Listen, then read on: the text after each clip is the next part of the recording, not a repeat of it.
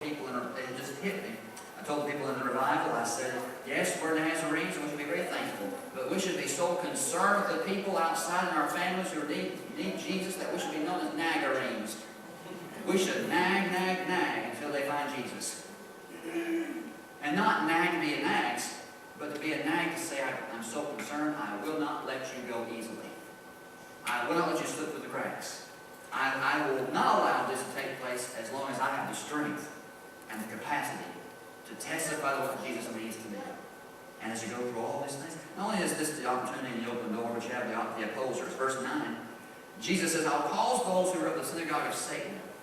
Now this has come before in chapter 2, verse 9. These are ones who, the synagogue of Satan, very briefly, are those probably made it mostly of Jews in that day. But they had this false sense of security. They said, we are lifelong members of God's family, but we're Jews. And we don't like the way you worship God because you worship this man named Jesus and yada, yada, yada, and you're making an inroad into our business. So, they said, we're going to gather a posse of pagans together and we're going to defeat the church. Well, they didn't realize, though, what Jesus says, I will build my church, and the gates of hell will not prevail against it. Amen. So they're fighting against a losing battle. They're not going to win. But they're attacking the church. And those who think they're part of God's family, and Jesus says, and they're really not because they're liars. Now, a preacher can't preach that way anymore. A preacher can't say that. There are people who think they're saved, but really they're not. And in fact, they're liars. If a preacher preached that way, they'd vote him out the next Sunday. But Jesus said it. Jesus said it at Philadelphia, they're those who are the synagogue of Satan. They belong to a false movement. They think they're okay. And I told people this week, and last Sunday morning, I stood in the pulpit and I said, many who think they're saved will in fact be lost.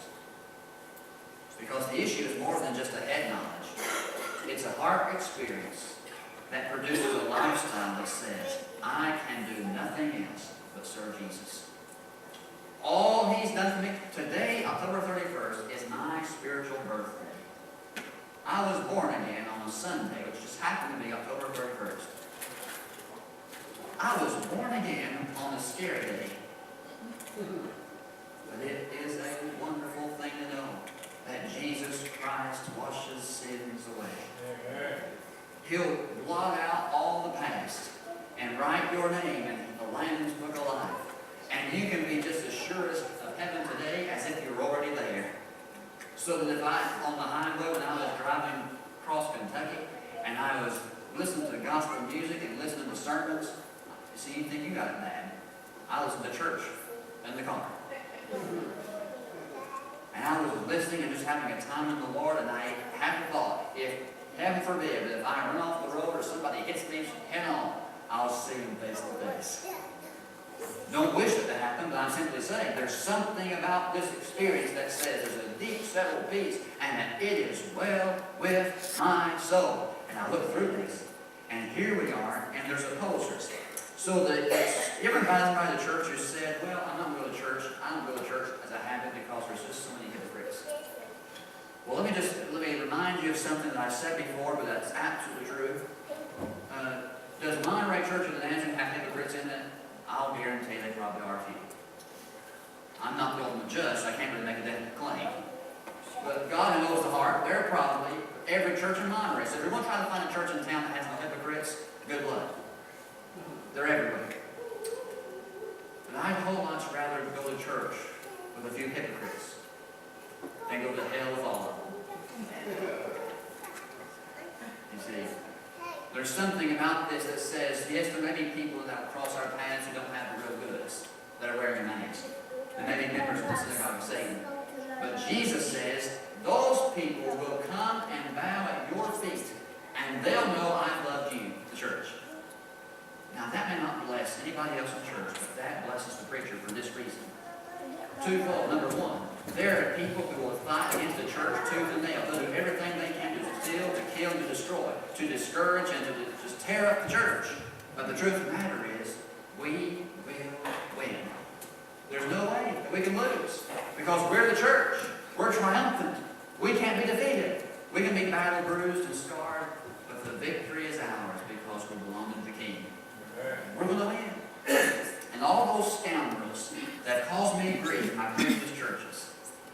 everything they can. I'd get a new family in church, and then they take them away.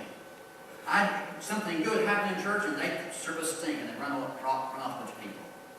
You know what the truth of the matter is? Those folks who continually oppose God's church, they are the enemies of God's church, and one of these days they will have to bow at His feet.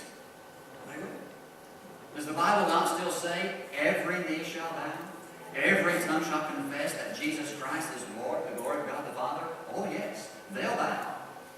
But the hopeful part of this is, in Philadelphia, historians say that there was a revival among the Jews who believed through the Philadelphia church that Jesus was the way, is the truth, is the life, and they were converted. So that in Philadelphia, when Jesus says, I will make the enemies of the church come bow at your feet, in reality, what it does mean is there's ultimate victory to the church. But number two is those who are so opposed to us will see His love through us and be drawn to Him so that they'll kneel at an altar right in the church house. That hardest case that you've got to deal with, that one person you think can't be saved or it won't be saved, that's the individual that right here Jesus says, if they'll just see the love through us and the compassion of Jesus through us, there's hope for them. They'll kneel at His feet. Some will believe in Him and submit to His word, and it's Jesus' love in the middle of opposition. Ever had anybody oppose you at work or at home or at church? It's bound to happen. Here's what Jesus says in the very last verse 9. And I will make them know that I have loved you. In the middle of the opposition, in the middle of the turmoil and the trouble, you can rest in the absolute joy and assurance Jesus loves you. And the truth of the matter is that if you really want to show somebody that you're living for Jesus, a life lived in the depths of God's mercy and grace will make those living in the shallows very uncomfortable. The truth of the matter is, I think this is exactly the secret of success. Live so close to Jesus that people will say, I'm uncomfortable, but I'm hungry for it. I'm uncomfortable here, but I like it. It's a weird tension that goes on in their hearts as God draws them. Then there's also the overcoming in verses 10, 11, 12, and 13. And this is all, I haven't preached yet, so don't be alarmed. This is all introduction. I told the people there in revival, I told Monterey very many times that I don't preach long sermons. I have long introductions and very short sermons. So here's the sermon, ultimately. When I get down to verse 10, Jesus says, because you've kept the word of my patience, I will also keep you from the hour of testing. Oh, now that's a good news verse right there. Because you have kept my word of endurance and patience and perseverance, Jesus promises, I will keep you in the hour of your testing. That faithfulness to Jesus yields protection. If you walk with Him and talk with Him, then it doesn't matter what's going on around you, you'll be protected. The town of Philadelphia in this letter, in the year AD 17, was racked by a tremendous earthquake. And the aftershocks went on for years. Virtually every day, for years, they had aftershocks. That created a culture of panic in Philadelphia. So that people who lived inside of the town would, at the slightest thought of a tremor, would run outside the town walls so that the walls around them would fall down on them. And then when the tremor passed, they'd go back into their homes. It was a constant in and out, in and out. Panic-stricken, fearful setting to live in for years because of this terrible earthquake. But Jesus tells the church, but if you are faithful, I'll protect you, even when your world is being shaken. When your faith is being tried. When circumstances are beyond your control, you won't be panic-stricken. You won't be fearful, but you'll be protected by the Master's hands. There's something about that. If you're saved early, you're saved from a wrecked life. I got born again. I was saved, I think, first when I was 8 years old. I kind of wandered back and forth, not really committed, but this time, October 31st, when I got saved and it stuck, I was 13 years of age. And people say, I heard people say, well, you need to go out and live in sin just a little bit so you can build a testimony and tell everybody what He saved you from. I used to do this, used to do that. And I say, no. I got saved early enough that I was saved from a life of sin. I didn't become an alcoholic. Never touched the stuff. Because I got saved at 13. Never had to worry about drugs. because I was so in love with Jesus at an early age, it did not appeal to me. You see? I fought the girls off with a stick like a lot of people did, but didn't have to worry about it because I had nailed it. See, you don't believe me. Didn't have to worry about impure living because I nailed down Jesus at age 13. You get saved early and be faithful to Him and you're protected. Safe from it. You have a pure heart and your heart avoids heartaches. I love Jesus with all my heart, mind, soul, and strength. Yeah, heartaches will come. But it's a different coping mechanism. My brothers and sisters, do you know they tell me we're on track in Monterey City limits to be the #1 per capita suicide city in America this year. Per capita. For the population, we don't have that many per se, but the several we've had 5 or 6 in the last 6-7 months. And per capita, the Suicide Prevention Center in Cookville tells me Monterey's on track if this trend continues to be #1 in America. If you're going to be on the news with something, that's not something worth #1 for. And I don't know all the circumstances, and I don't know all the issues, but it comes down to this. Those people who find that as their only alternative do not have the proper mechanisms for coping. So when life is falling in all around you, regardless of age, wouldn't it be something if they had a relationship with Jesus, such a pure heart, that in their stress and their heartache they could say, that's not an option, because Jesus says, my grace is sufficient for thee, and my strength is made perfect in weakness. So I'm just trying to say that, you know how I'm going to tell it, we're having a special conference this month with the Ministers Association with these suicide counselors, and I'm going to tell them, because they want to partner with the churches to help solve this problem. And I'm going to tell them, I appreciate your psychology. I appreciate all your counseling, and there's nothing against it. But until you nail down the truth that these people ultimately need Jesus, they need Jesus to bear their burdens, to be their burden bearer, to carry them through the rough places, so that they don't have to think about those extremes. They can simply say, I have a hand I can hold to. I go to Jesus. Where will they hear that good news? Right from the church.